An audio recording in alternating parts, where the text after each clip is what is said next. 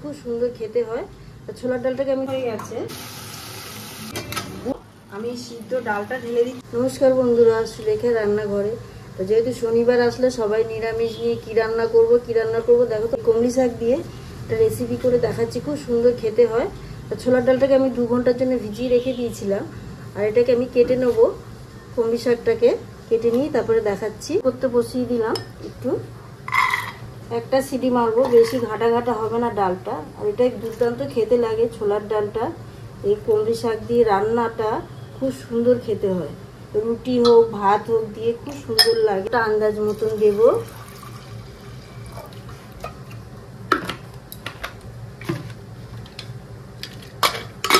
দিয়ে ঢাকা দিয়ে সিটিটা মেরে দেখাচ্ছে। এইদিকে শাকটা তারপর আমি কেটে নেবো, ওই যে ডাটাগুলো নিয়ে।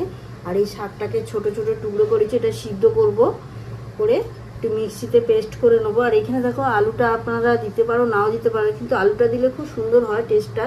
আর একটা টমেটো লাগছে, আর এখানে একটু আদার টুকরো নিয়ে এবার আমি ডালটাও সিদ্ধ হয়ে যাচ্ছে, এবার রান্নাটা বসাবো। এবার শাকটাকে সিদ্ধ করার জন্যে জল আমি বেশি দেবো না, একদম অল্প জল দেব। এরকম একটা ছোট্ট কাপে অল্প তাকে হালকা করে একটু সিদ্ধ করে নিয়ে এটাকে পেস্ট করবো। দেখো এটা হালকা একদম সিদ্ধ করে পেস্ট করে নিচ্ছি। ঠান্ডা হয়ে গেছে জিনিসটা। তার সাথে 2টো কাঁচা লঙ্কা দিয়ে দিচ্ছি। ডালটা পুরো সিদ্ধ হয়ে গেছে দেখো।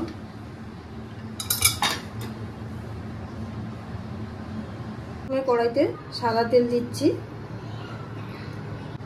2টো শুকনো লঙ্কা ফোড়ন দিলাম, একটা তেজপাতা, গোটা জিরে, এবার আমি একটু আদা দিয়ে দিচ্ছি 1 চামচের মতো। ফোড়নটা পুরো রেডি হয়ে গেছে, এবার দিচ্ছি। আমি 2টো আলু নিয়েছিলাম, আলু দুটো দিচ্ছি।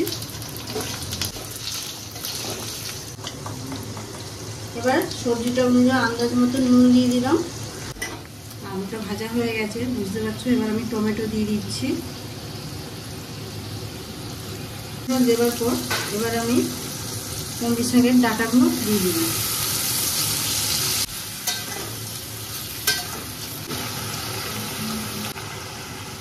এবার জিরে গুঁড়ো, মশলাটাকে ভালো করে কষাবো একটু। পুরো এটা কষা কষা হয়ে গেছে। আর ডাঁটাগুলো দেখেছো বেশি সিদ্ধ করতে হয় না, একদম আলুগুলো হয়ে গেছে তখন দিয়ে দিয়েছি। এবার আমি ওই পেস্ট করা এটা দিয়ে দেবো, কমলি শাকটা দেখো। আর পরিবেশন করলেও খুব ভালো লাগবে, যে নিরামিষ একটা তরকারি কমলি শাকে। তো ডালটা ঢেলে দিচ্ছি, ওতে যা জল ছিল সেই জলটাই দেবো, আর কিন্তু বাড়তি জল আমি দেবো না। দেখতে দেখো কত সুন্দর হবে তরকারিটা। দেখো তরকারিটা পুরো নাড়ছি, পুরো গ্যাসটা জোরে দিইনি, সিমে রেখেছিলাম। তরকারিটা পুরো রেডি হয়ে গেছে। সামান্য চিনি দিয়ে দেবো, চিনি 1 চামচের মতন দিলাম। জিনিসটা দেখো, দেখেই বুঝতে পারছো কত সুন্দর হয়েছে জিনিসটা।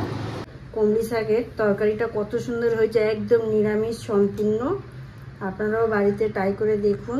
এই প্রোটিন তরকারিটার মধ্যে বাচ্চার থেকে বড় সবাই খেতে পারবে, রুটি হোক পরোটা হোক ভাত দিয়েও খাওয়া যাবে। আর আপনারাও বাড়িতে ট্রাই করে দেখুন। আর দেখে যদি ভালো লাগে অবশ্যই সাবস্ক্রাইব করবে, লাইক করবেন, আর কমেন্ট করে জানাবেন কেমন হলো। ছোলার ডাল দিয়ে কমলি শাকের একদম সম্পূর্ণ নিরামিষ তরকারি, খুব সুন্দর সুস্বাদু খেতে। আপনারাও বাড়িতে ট্রাই করুন।